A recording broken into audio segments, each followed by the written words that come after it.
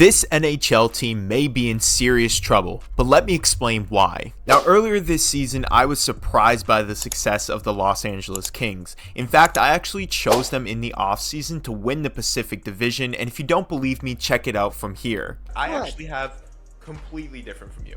This is the one that we totally differed on, and you're going to probably roast me for this. Number one, Los Angeles Kings. But with that being said, I never expected them to be this talented. Now, Adrian Kempe is a complete stud with 39 points on the year, and Trevor Moore, Quinton Byfield, and Phillip Danault are all just absolutely insane right now.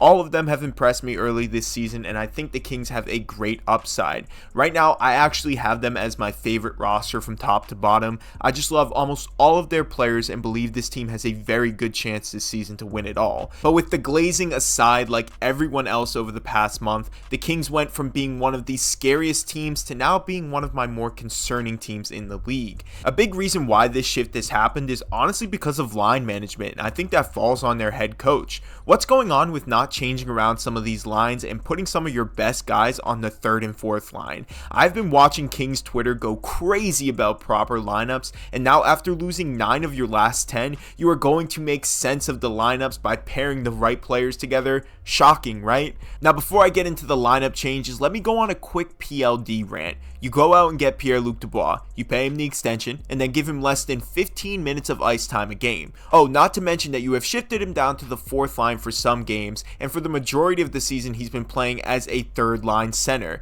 Oh, and guess what? The topper of it all, now he's going to be playing as a winger. Shocking that everybody has been saying this for a while. Now, PLD has skill. We've seen it in Columbus, we've seen it in Winnipeg, and just to preface before you all get all crazy and riled up, I understand that ice time is earned, not given. But come on, man, PLD has been there for half a season. He has never been more than a 60-point scorer, but for sure you are not maximizing his potential by booting him to the third and fourth line all season. Paying a fourth line winger $8 million, I don't think that's the ideal situation. If you have watched Kings hockey, I'm sure you've seen people talking about him being lazy, not finishing checks, and all of these other comments, but I just feel like this coach isn't reaching one of their now star players. I think a big part of being a successful head coach in the NHL is being able to adjust to your new players and your stars and try to help them improve their game in a way that's possible and works the best for your team.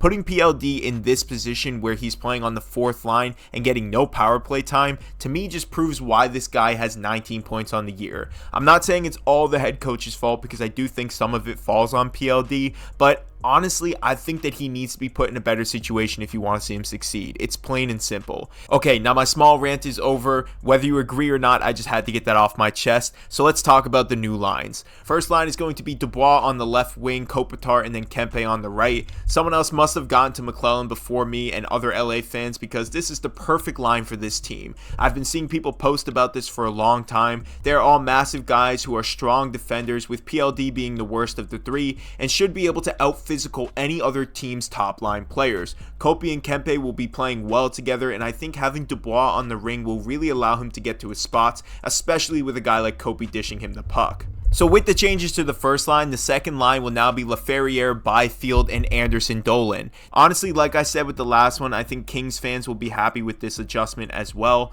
Byfield moves to center, and I honestly think that this guy is such a beauty and can handle anything thrown his way. I think he'll thrive as a center in this league. I also think that he will really help improve the play of the other guys being put on his line as well. And I'm also excited to see if a guy like Dolan can up his play by playing with a guy like Byfield. If you are someone who liked Byfield on the top line and think he deserves it over Dubois, well, I get that, but I think this is a much better opportunity for both guys. PLD will get some top line minutes and be able to showcase his skills a bit more with a line that suits him, and I'm sure Byfield is happy to now have an opportunity to play as center. He can control his own line and really improve his game by making this switch. The reason I'm so hard on McLellan and this team is because I just feel like they have such a great opportunity here, and some of these lines just needed to be moved around weeks ago. This forward group group is one of the strongest parts of the Kings roster, and they have other areas that need to be focused on. One being getting another guy to help out Talbot in net. I feel like that's a pretty urgent thing for them now.